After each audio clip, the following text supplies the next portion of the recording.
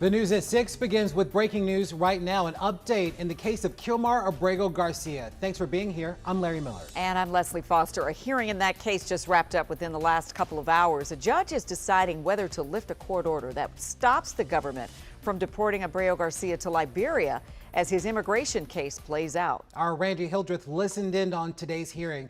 She has a new update from Greenbelt. It's a waiting game now for Kilmar Abrego Garcia and his legal team. One of his attorneys spoke to reporters after today's hearing and said that in their conversations with their client, he is very nervous about all of this. The judge said today was likely the last hearing before she makes a final decision. Today she heard testimony from John Cantu, the acting assistant director of ICE's removal division. But the judge expressed frustration about Cantu as a witness because he didn't really have specific information about Abrego Garcia's case.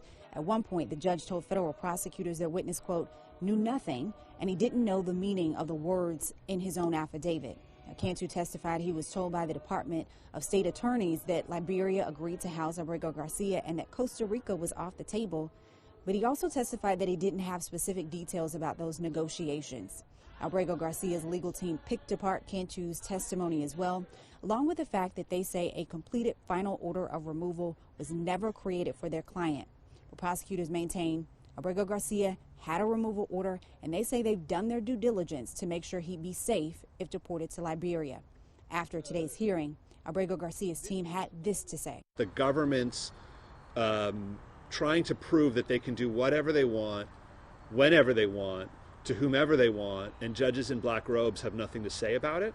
That's the legal principle that the government is trying to use this case to vindicate.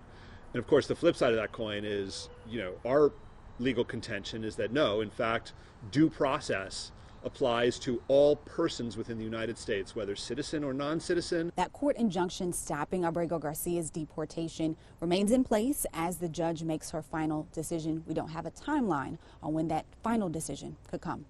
Reporting tonight, Randy Hildreth, WUSA 9.